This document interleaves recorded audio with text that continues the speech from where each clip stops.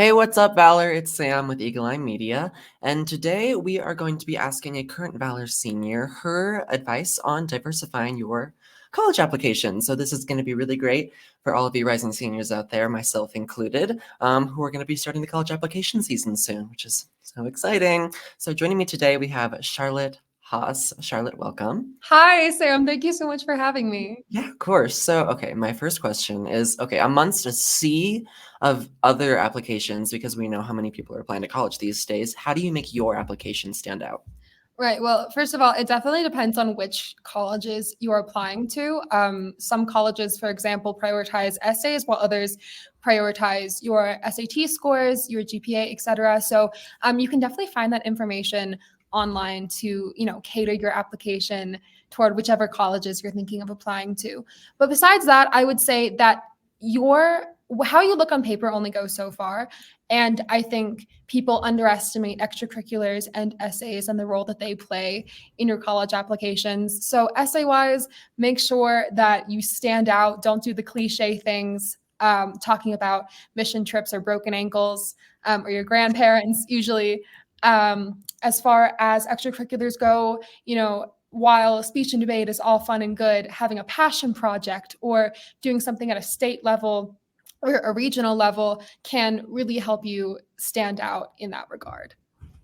Awesome. Thank you for that.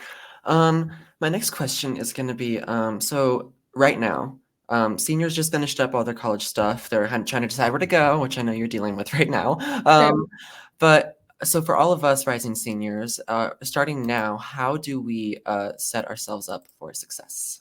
All right. So first of all, it's April now, so I would say you should start building a list of colleges that you want to apply to. If you're able, go visit some of them.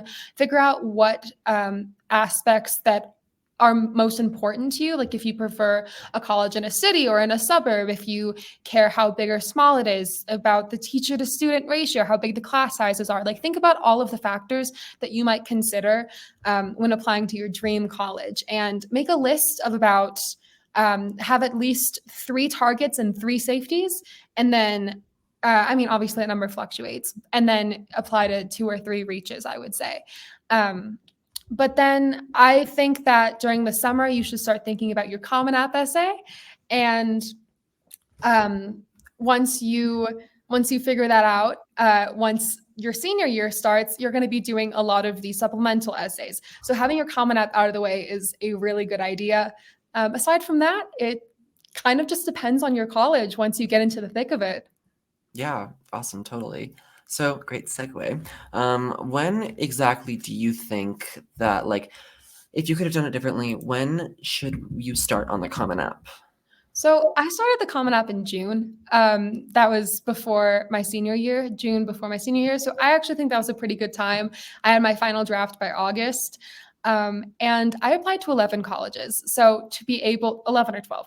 So to be able to have that out of the way when I knew that I would have a lot of supplemental essays to take care of was really helpful in reducing my stress. I would say definitely write it before school starts. Yeah, totally. Thank you. And then my next question is the big one. How on earth do you write a personal statement? Because I know that this is a thing that looms over everyone before the college admissions thing, because it's like it's 500 words. That's all you got, and you got to make yourself look good. So how do you write a personal statement?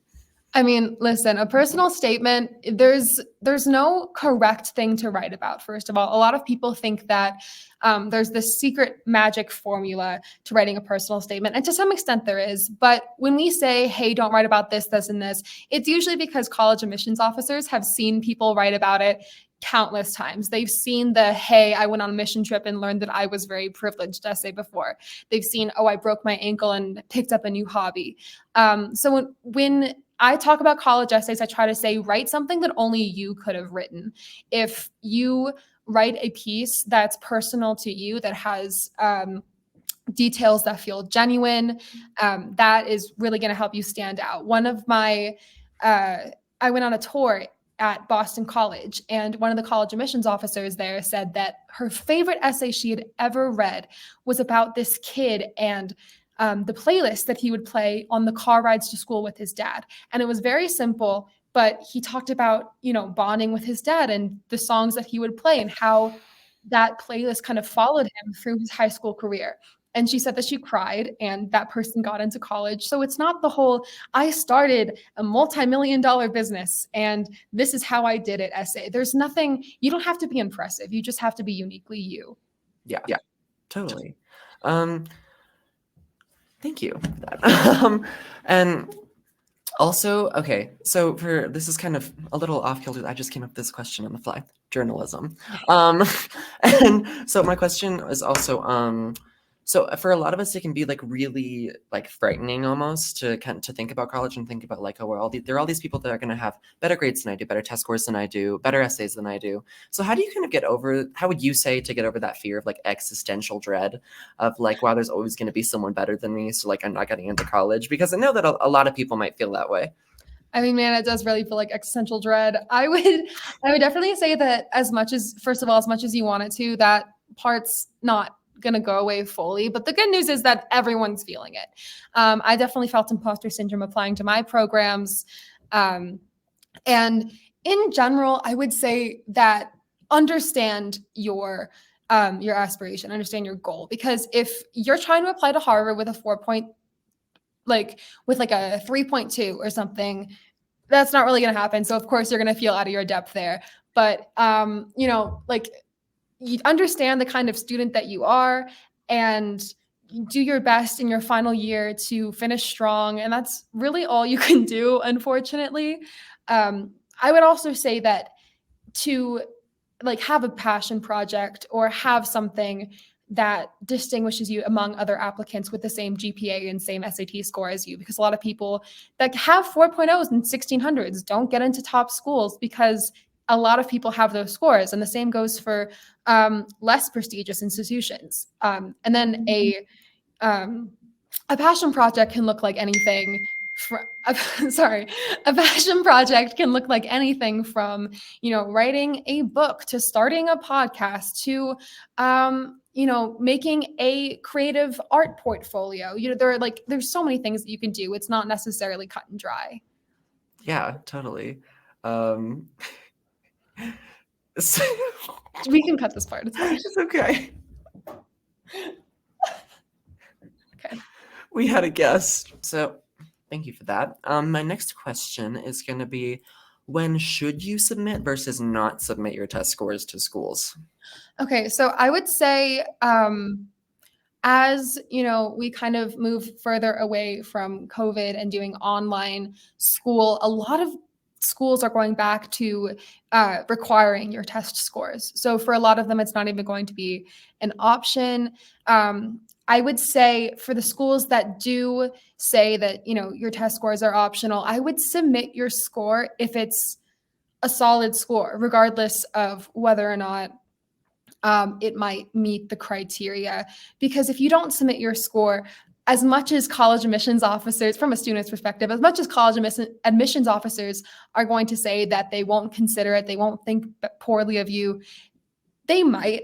And they also will just then more heavily consider the other aspects of your college application. So deciding whether or not that's okay with you, if your strength is in your essays and your extracurriculars, that might be an option for you at one or two of your schools. But I would say for most of your schools, definitely submit your test scores, and you still have like 6 opportunities or more than that, I think, for the SAT coming up for you rising seniors. So there are plenty of opportunities to do that.